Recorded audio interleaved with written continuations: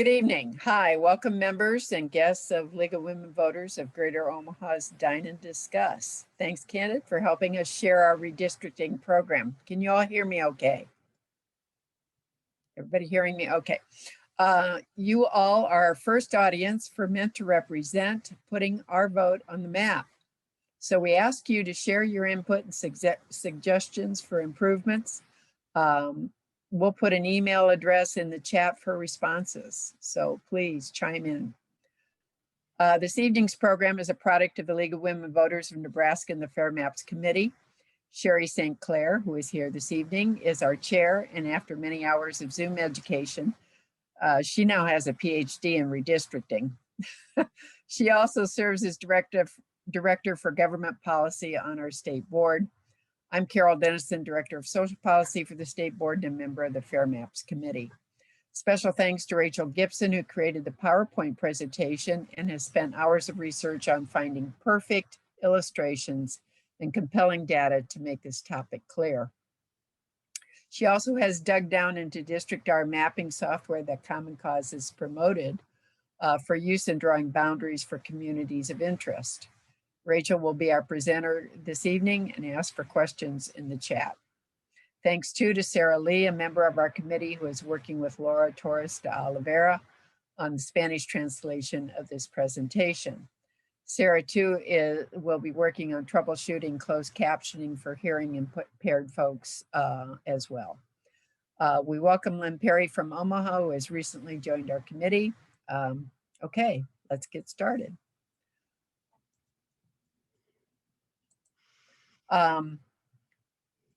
Thanks to Selena Stewart, some of you at the annual meeting heard her speak, Chief Legal Counsel for the League of Women Voters US. I came up with a campaign in all 50 states to achieve fair voting districts called People-Powered Fair Maps. And that was launched in the fall of 2019. That campaign informs and supports our committee's efforts here in Nebraska. Sherry St. Clair and I were kind of started on this committee a couple of years ago, and we're still going, oh my goodness, what more is there to do? So this evening, let's figure out why redistricting is even worth caring about. We'll dive down into the details of voting districts, important redistricting terms, and details of the process and the timeline. By the way, we have had lots of questions this year because the timeline got adjusted due to census collection delays related to COVID-19, and collection was cut short last year in September following a presidential directive. We'll also look more closely at Nebraska's process and learn what action we can take. Finally, Rachel will demonstrate how DistrictR works so you can get a feel for drawing your own voting maps. Oh, and by the way, the quiz is ungraded, so no sweat. What makes us different from many other countries is that we believe in elections where candidates should win fair and square. We think everyone's vote should count, regardless of their race, color, sex, religion, or national origin. As we have seen in the last election, one thing all Americans want is an honest, fair, and transparent process. Unfortunately, partisan politics has a downside.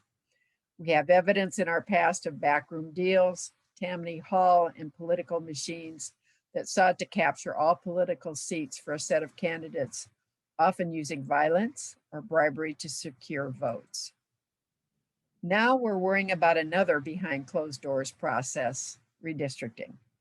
Not many people think about how our voting districts are determined. For a process that we have mostly taken for granted, it is one that is mostly conducted outside of the public eye, which makes it possible to be highly manipulated by the political party in power. To clarify, redistricting is conducted at the state and county levels every 10 years based on new census data, which, by the way, we heard some of today. You probably were listening and caught some of that. The new data reflects population shifts and is used to create voting district boundaries for congressional and state legislative races. The new data Yes, gerrymandering occurs when parties in power draw the maps to their own advantage. Let's take a minute and give a listen to John Oliver for his professional take on why fair redistricting is important. Gerrymandering is a real problem. It's the practice of drawing voting districts in a way that creates unfair advantages for whoever happens to be drawing the lines, which does sound mundane, but the results can be significant. Gerrymandering is partly responsible for giving Republicans such an edge in the House of Representatives, because take a look at what happened in some states where they drew the district lines. In Pennsylvania, 44% of the voters chose Democratic candidates for the House of Representatives in 2014. But 13 of the 18 districts, more than 2/3, are represented by Republicans. In Ohio, about 40% of the voters chose Democratic candidates for the House of Representatives. But 12 out of 16 seats, 3/4 of them, are represented by Republicans. Those numbers are way out of proportion to what people should expect. You wouldn't accept Neapolitan ice cream that was 75% strawberry. How is that okay? What perverts voted for this? Thanks, John. That's great for the Neapolitan ice cream analogy. I get it. So is gerrymandering illegal? While the U.S. Supreme Court has ruled that redistricting that discriminates on racial and ethnic grounds is unconstitutional, it has been reluctant to issue a strong ruling to prohibit partisan gerrymandering. The court has ruled that excessive partisan gerrymandering violates the Constitution, but they have determined that partisan gerrymandering is beyond their authority. So the Supreme Court has tossed the ball back to the states and to Congress to figure it out. These headlines demonstrate the excessive gerrymandering that has recently occurred in North Carolina and Michigan. Also, you'll note here, Nebraskans agree redistricting should be data-driven and nonpartisan. That was a result of an ACLU survey that affirms Nebraskans want a fair process when it comes to redistricting. Who better than the League of Women Voters to take up this fight? The League has worked for fairness in the voting process for years. We marched to get the vote for women in 1920, and we have continued to speak out when we see threats to fair and equitable democratic process.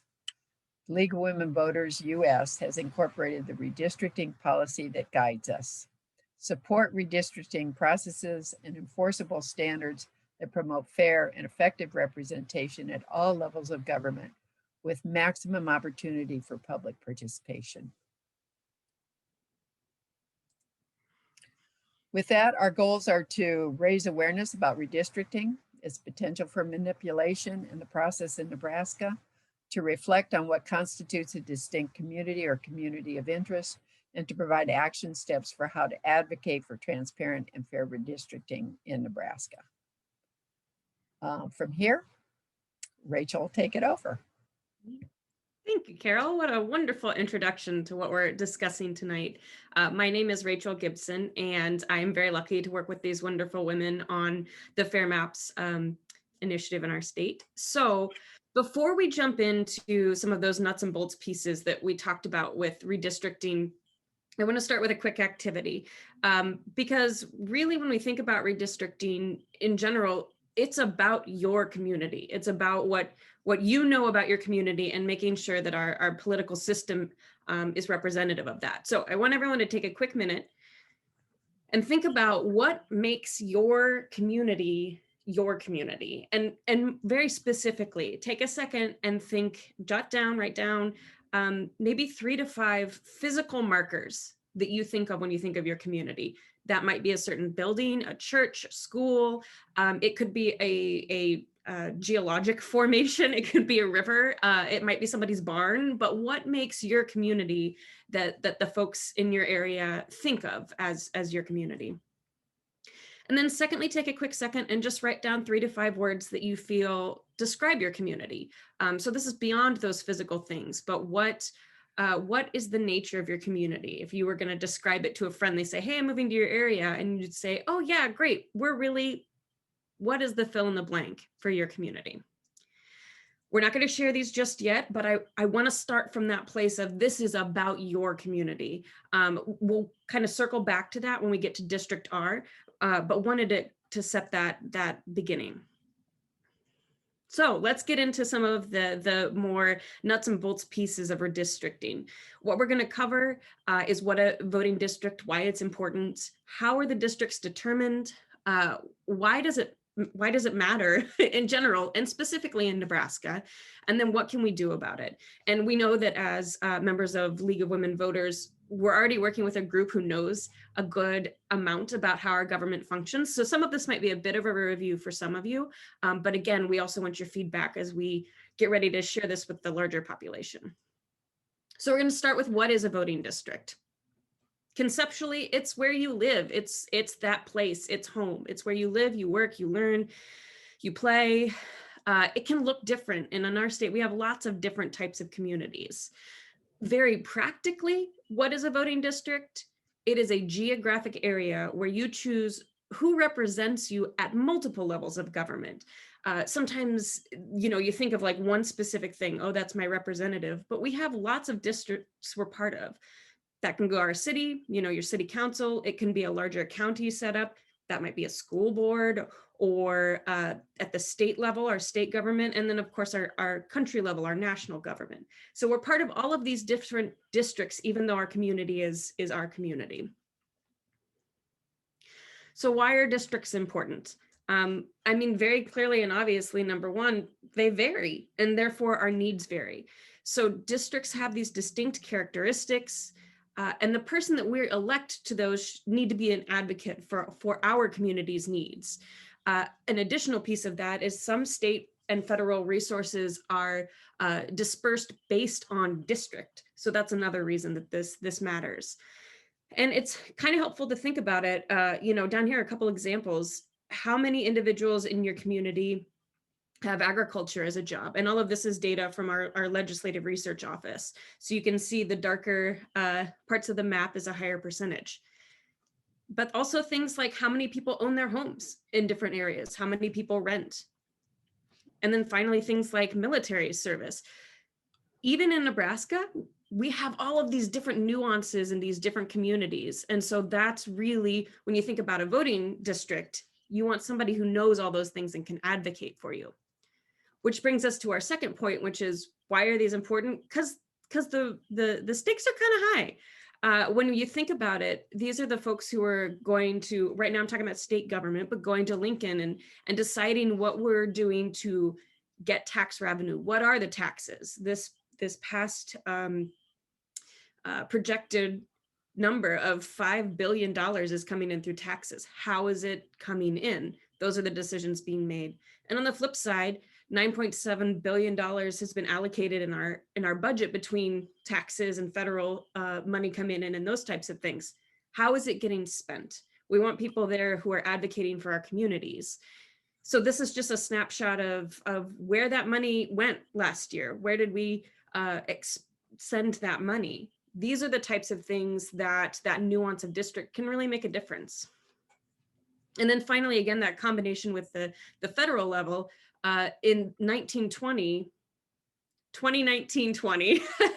not 1920, but 30% of our budget, which was $4.1 billion, came from the federal government. And a lot of that is based on districts and size and allocation that way. When you think of things like Medicaid, Medicare expansion, those things are very tied to our census and our districts.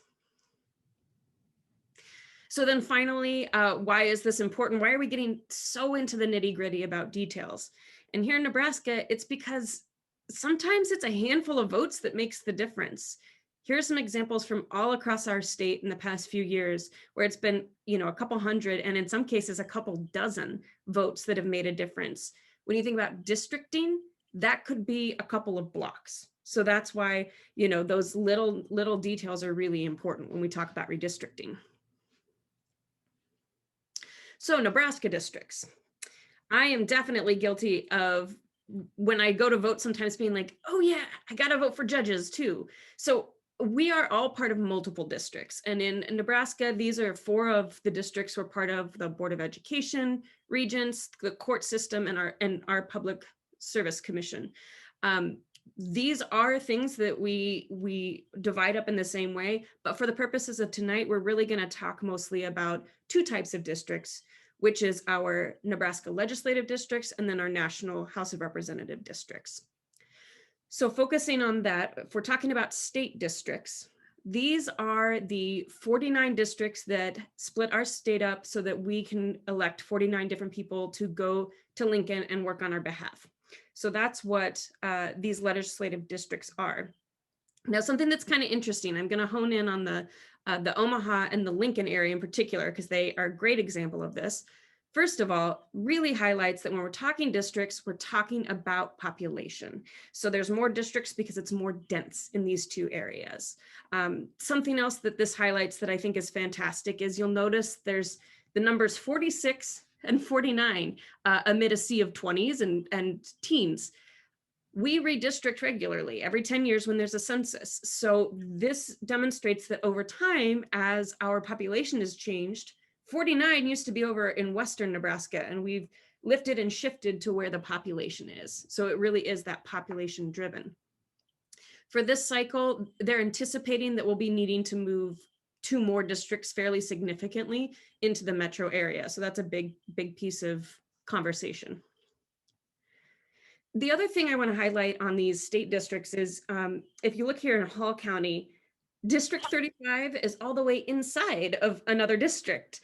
So it really is that population base. And when you look at this, and we're looking at Grand Island, the way the population was split was enough that they had to draw the line through the city. They couldn't just include the whole city.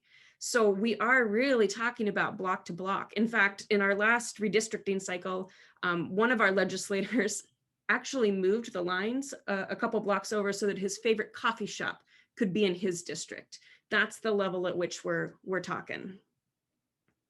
Must be good coffee. I should ask where that was.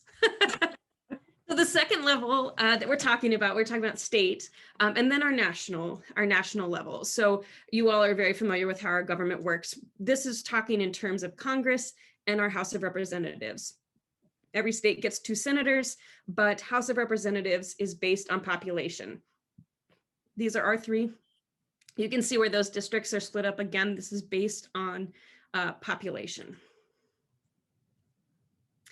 A quick side note about precincts, just because that comes up a lot, especially during election years, you heard about different precincts reporting. Precincts are a logistical tool to help the voting process happen. So they're not going to have a huge impact on your district. It's more about facilitating the actual election process. And I want to highlight this map. This is Sarpy County. Sarpy County has several state legislative districts in, which you can see there with the different colored gradations. And then the blue lines indicate the different precincts. So a different precinct might have a different community, a different flavor to it, but it might be all in the same district. So when you think about precincts, they're a tool to help the election happen. They're not necessarily what you're thinking about drawing when we're talking about redistricting. So how are districts determined? Most simply, you count the people, you divide the people evenly, and then you draw lines around the people is pretty much what it comes down to. So the first piece, the counting of the people, is the census. And this was laid out in the Constitution. We have to count everyone. It's the official population of the US. This happens at the federal level, happens every 10 years. And the goal is to count every person or resident regardless of their citizenship status. And again, this is for representation. This is for allocation of funds. So we want a good number of who's living in a community. Again, federal funds is a big piece of this, so count everyone. So the second piece, the put everybody in equal groups, essentially, is called apportionment. And that was what today was. Happy Apportionment Day, everyone. This is equally distributing people for House of Representatives seats. So there's a little math involved. You take all the people, you divide it by 435, which is the number of seats in our House. And that's kind of the ideal number of residents in a district. Basically, that then provides the states the guideline for how to draw the lines around people, which is redistricting. And that's the adjusting and drawing of those lines to align with population change. This happens at the state level, so it varies from state to state. Regardless of what state it is, the aim is really to essentially create equal population groups so there's equal representation in our House. So I'm a visual learner, so I decided we'd make some pizza math out of this. My husband says pizza math is the most important type of math. So how does apportionment work with pizza? Imagine you have a pizza. You have 20 pepperonis on that pizza. The goal is you want 4 slices with equal number of pepperonis on each. If your pizza looks like this, pretty simple. You break them down evenly, you have equal size of piece and equal pepperonis. But most pizzas do not look like this, nor does our country as population is concerned. Most of them look more like this. If you took this and did the same equal, we're just gonna make it the same, you suddenly end up with a piece of pizza that has 1 pepperoni and a piece of pizza that has 10 pepperonis, which is not equal distribution.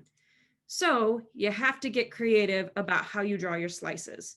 And this is the concept of apportionment, is we're tweaking things a little bit so that each slice has the same number of pepperonis. Don't worry, we'll come back to the pizza math later. Canadian bacon gets involved, it's wild.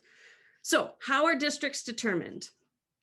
The actual process, again, happens at the state level. So there's one of 4 ways that most states do this.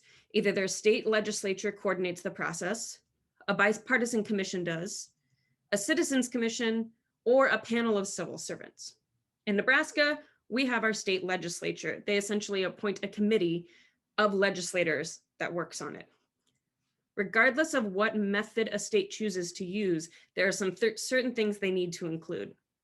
First, it has to be an open process that citizens can participate in.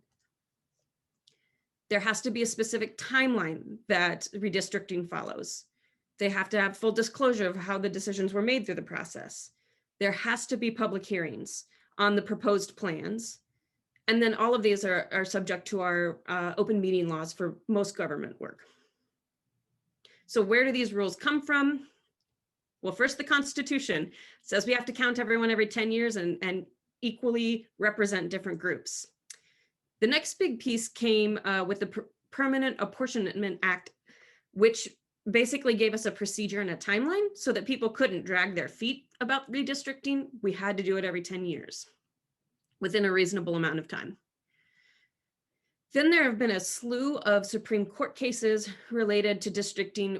One of the biggest is Reynolds versus Sims, which really honed in on the idea of 1 person, 1 vote. And when you're looking at that map, making sure that you're using the most recent data to have equal districts, as equal as possible. And then finally, Section 2 of the Voting Rights Act dug in a little deeper and said, there cannot be manipulation to deny minority voters representation. It needs to be equal across the board. And Carol mentioned that a little bit, that even political gerrymandering, excessive, is illegal as well. However, they can't, that's out of their jurisdiction. So if this is interesting, you should definitely check out what's being presented in For the People Act right now, but that is a subject for a different day. So back to districts, and now districts in Nebraska. We have kind of the guidelines, but how is it happening here? Well, again, we are a state-run redistricting process. You're familiar with our 3 branches. Ours falls in the unicameral, in the legislative branch. So something that's kind of unique about our unicameral, as I'm sure many of you are aware, the reasoning for our unicameral, instead of like many other states have, and the national government has 2 houses, the reasoning behind it is that the people should be the second house. We're written into this. They are required to involve us in this process. So our unicameral gives us some real power when we're talking about this redistricting piece. What are the guidelines for our legislators who are doing this? They come straight from the rules of the legislature book, and they outline specifically, there's a committee for redistricting. It needs to have 9 members, 3 per district, because remember we have 3 congressional districts. There can be no more than 5 individuals from a single party. They get support from our Legislative Research Office. So these folks are the staff that know the science, know the maps. We're not asking our legislators to suddenly become data scientists. They have that support. They have to engage the public. And this very specifically, they outline what that looks like. They need to share the guidelines of their process, the statistics once they actually have them. And then they have to have at least one public hearing in each district available for input. They don't necessarily have to take the input, but they have to have a hearing to hear the input. So this is our redistricting committee for this time around. As you can see, we've got 3 senators from each of the 3 areas, a different representation. Senator Luann Linehan of Elkhorn is the chair of the committee.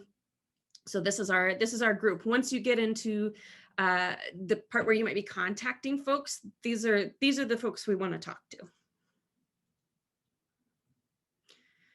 Okay, stretch it out if you need to a little bit. The redistricting process, I'm going to talk a little bit about the sort of the sequence of events, and then we'll talk about specific timeline for this year because it's a little bit different. The redistricting process starts when the initial metric data is available, which is today, apportionment day. This is when we can start thinking about what these maps look like. Now, as more details come in from the federal government about where a population is, that's really when the maps get going. At that point, the Legislative Research Office drafts maps, and then they provide those maps to the committee. And at that point is where really good things can happen and also maybe not so good things. So this is where we're really, as a committee, are focusing a lot of our efforts. We want to see how they are adjusting those maps to either make sure communities are staying put together, or if some questionable line drawing is happening. And that's when that would be happening. After that is the public hearings.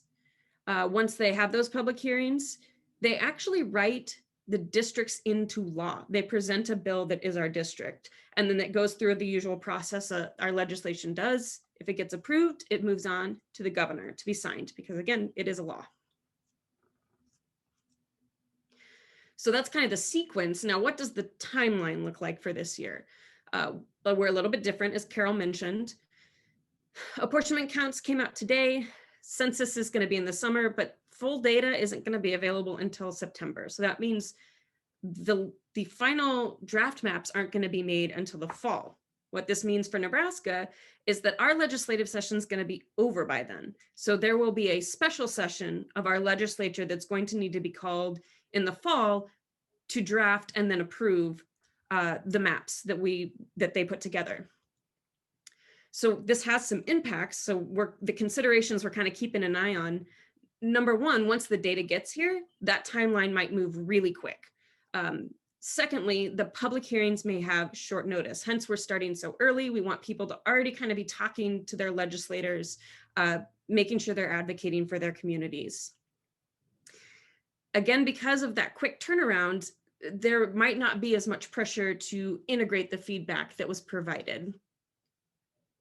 And then this last one seems kind of odd, but when you think about it, by the time this actually gets enacted by the governor, we're going to be pretty close to the filing deadline for candidates for the next election cycle.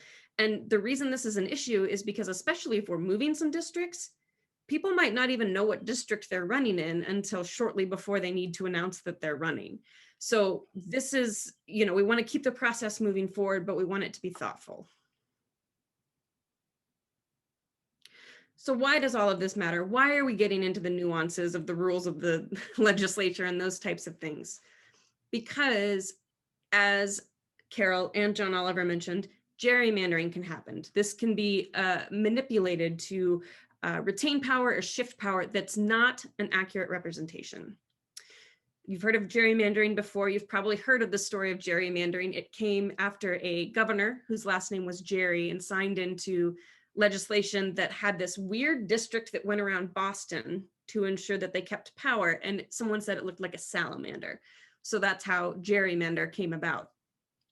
And again, when we talk about redistricting and the threat of gerrymandering, our aim is that it's accurate, fair representation. So back to the pizza math. How does this relate? So we've got our pizza. with our 20 pieces of meat here, we're now going to turn half of them into ham. So this kind of gets at the idea of redistricting, how you draw the lines. So if we cut up our pizza the same way that we talked about last, we've now ended up with 3 slices that have predominantly pepperoni and 1 slice that has all ham. So the majority of slices is pepperoni, therefore this is a pepperoni pizza. Now let's draw them a little bit differently. In this example, we now have 3 slices that have ham as the predominant meat and 1 slice that is pepperoni. Most of the slices are ham, therefore it is a ham pizza. And still yet you can slice it again. And in this case, you've got 2 slices that are majority pepperoni, 2 slices that are majority ham. This would be a half and half pizza.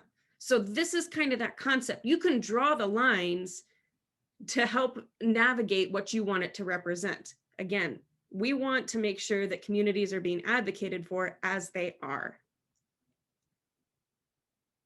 So how does this happen? What does this look like on paper? There are 2 main ways that gerrymandering happens. The first is called packing, and the second is called cracking.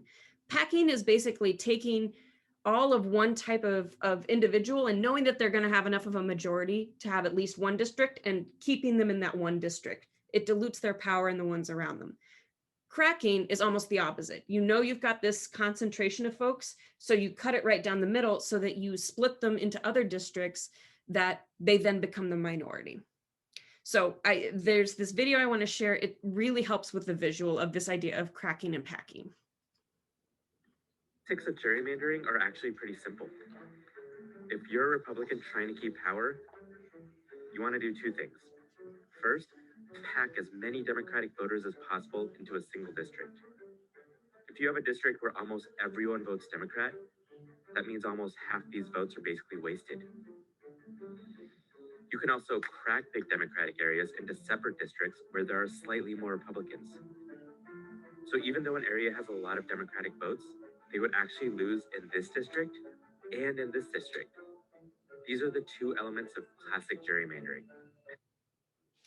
So when we're looking at districts and we're advocating for our communities, those are kind of some things that we want to keep an eye out for that have the potential for that.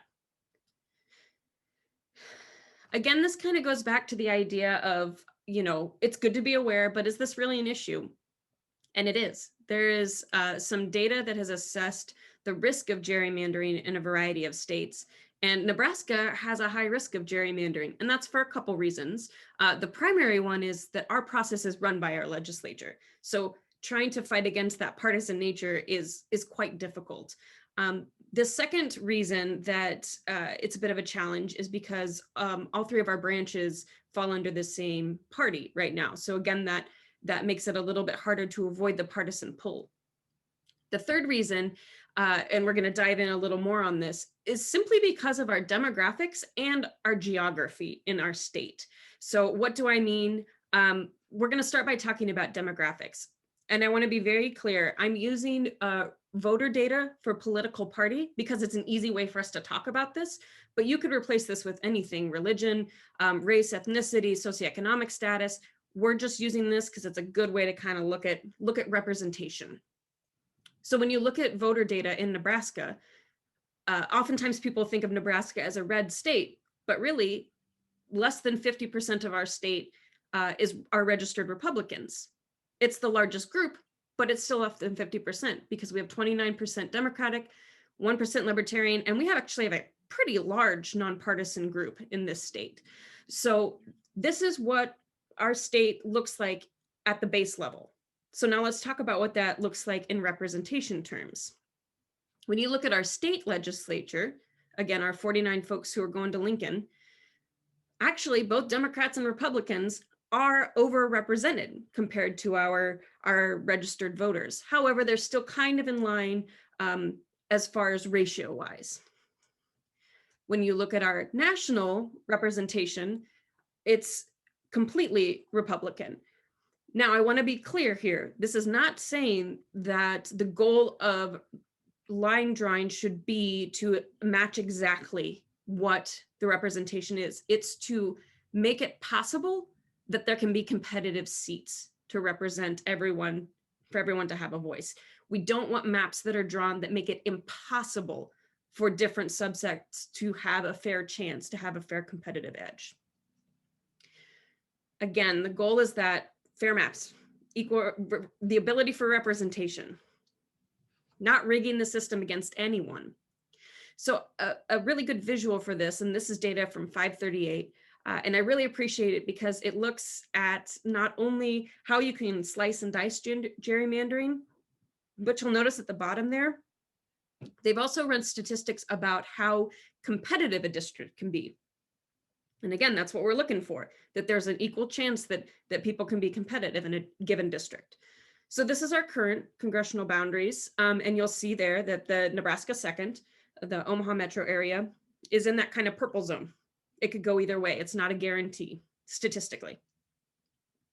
Now, if we gerrymander to favor Democrats, you'll notice that we've kind of made a line from the Omaha to Lincoln area along I-80. And then it's made the other two districts even more red, but that's still a competitive district. Now, if you gerrymander to favor Republicans, you've basically cut Omaha in half, and there's not a single place on there where statistically it can be a competitive race. So again, that's the goal, is that we're providing a map that allows for representation, not guaranteeing anything, but not rigging the system so it's impossible. Now, I want to focus for a second, because the other thing I mentioned was the geography of our state. A lot of the focus is going to be on this Omaha metro area, and that's not to say that redistricting in other parts of the state's not important. It incredibly is, especially for our state legislature. But by a sheer numbers game, when we're talking about the House of Representatives, this is the area we're talking about, because there are 1.12 million people in these 5 counties, and that's 58% of our entire population. And because of that density, that makes this a really rich area to try to crack and pack. So this is kind of why I think some of the focus is going to be on this particular area. Okay, I have talked a lot. So we are going to take a bit of a turn here. We're actually going to hop on some districting software. So if you are the type that is interested in playing around with this on your own computer, I believe that Candid dropped in, well, I'm going to stop that for a second and get this all set up. I believe that Candid dropped in the website into the chat there. And this is District R software. So this allows you to kind of make your own location. And then I'm going to hop on and kind of walk through, for those of you who don't want to build your own. Let's stay focused and talk a little bit about it. While I'm getting this set up, feel free to unmute yourself if that's possible to answer the question. I heard a lot of folks, we're from all over, which is awesome, but I heard a lot of folks mention Dundee. So I would love to hear some of those landmarks that you indicate as part of your community. And Carol, do you mind keeping an ear so I can kind of, so Dundee folks, or even if you're not from Dundee, but what do you think of geographically when you think Dundee? Are we unmuting? People can unmute, yes. If you Yeah, can you unmute yourself, I'm hoping.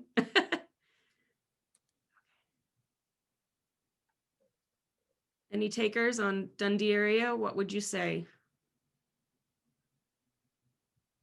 Very central location. Central location, perfect.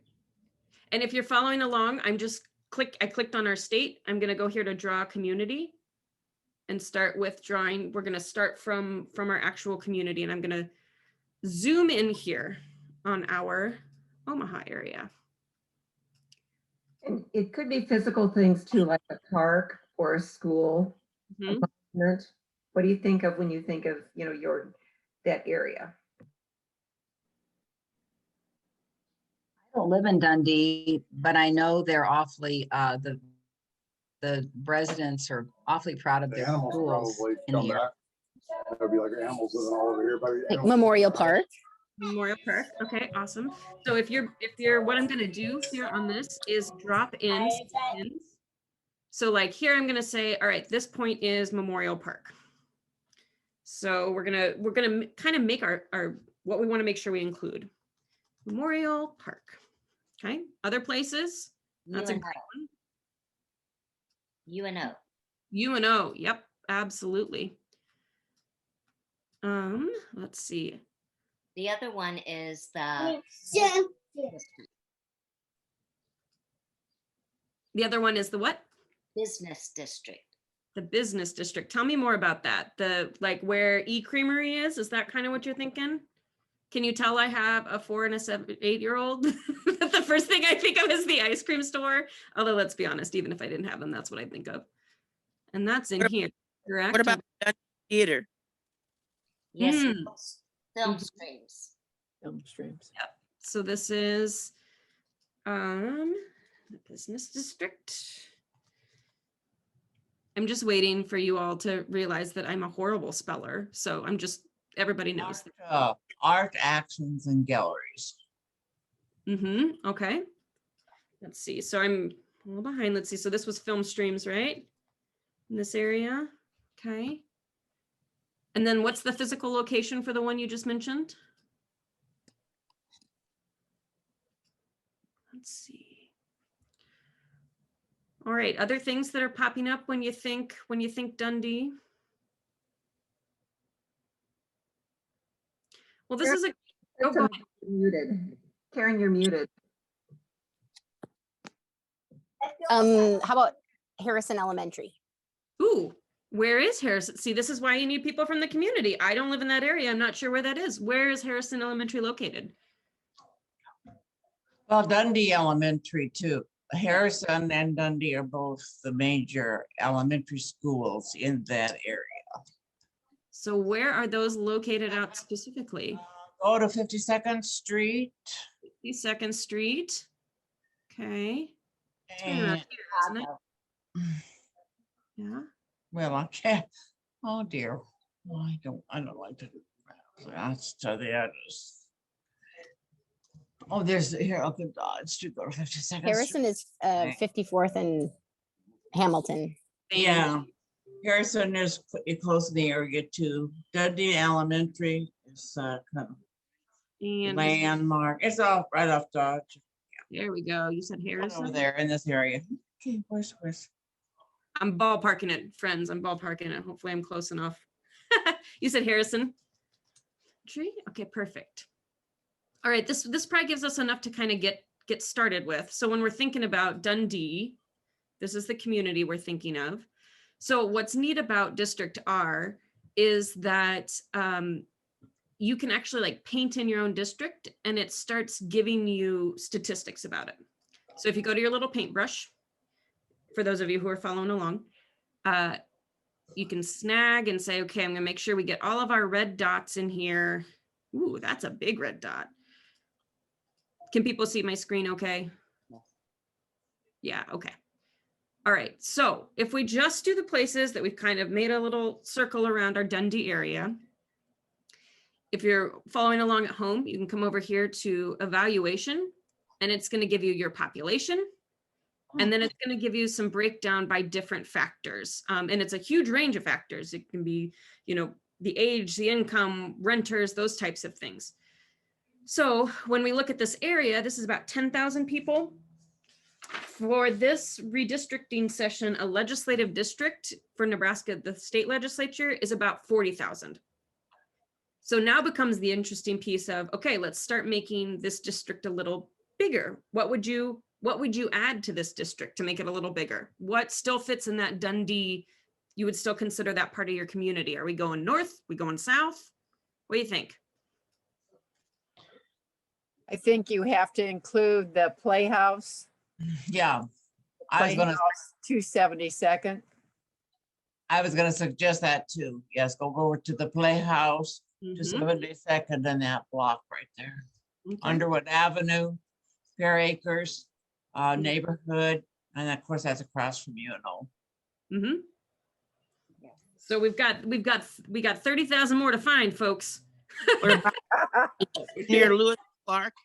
Oh, gotta find some density. Go along that street, let me tell you. Oh, What'd you do, Lewis and Clark? Which direction is Lewis that? and Clark. But that's all of that same area though. That's all like Yeah, you how- Lewis and Clark is right there. Right here? You Yes. could go over to the radio, Saddle. Yeah. So This- Saddle And Creek, now, Ninth and Birch. yeah, and now our line does go further south. Mhm. And in our district now, so a few blocks south might pick up some more. Go down to population. Leavenworth. Leavenworth. Okay, No, perfect. I don't think we should, well, no. Would you say all the way to center? No. Nope, not to, no, she says, See, No. you know you can do Pacific. better than me. That's Martin Meadows. Yeah, Yes. Would you go down to Exarban? That's south of Elmwood. That's a fair question. yeah, What do people think about this? yes. Yeah, okay. How Well, far down you want to go? Elmwood should be in that district, I think. yeah, and go through the park, Yes, and then you're down at Exarban. Mhm. right? What do we think? Put this little nugget on the end here. Mhm. Let's see. Yeah, Yes. that has a lot of density in the Sarban area now. Yeah, and see, that's bringing up a couple really great points. I heard two things I want to highlight. Number one, I heard someone say, "Oh, this is Morton Meadows," or "This is Exarban," or "This is, the Lewis and Clark."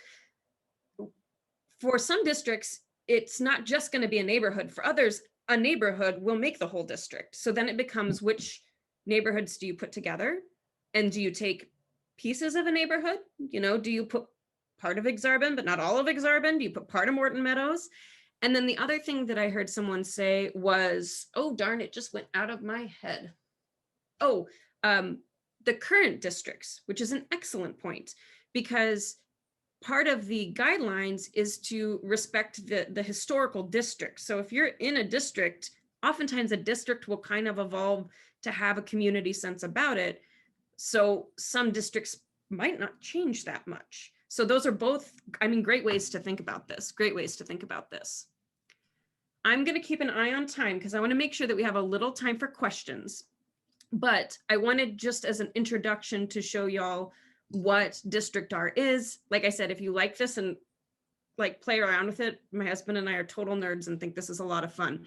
But you can see the different demographics, and kind of helps give a context of, again, where cracking and packing might happen based on that geography. So I'm going to stop the share real quick here. And I would say, Carol or Sherry or Sarah, anything you would add to that piece of it?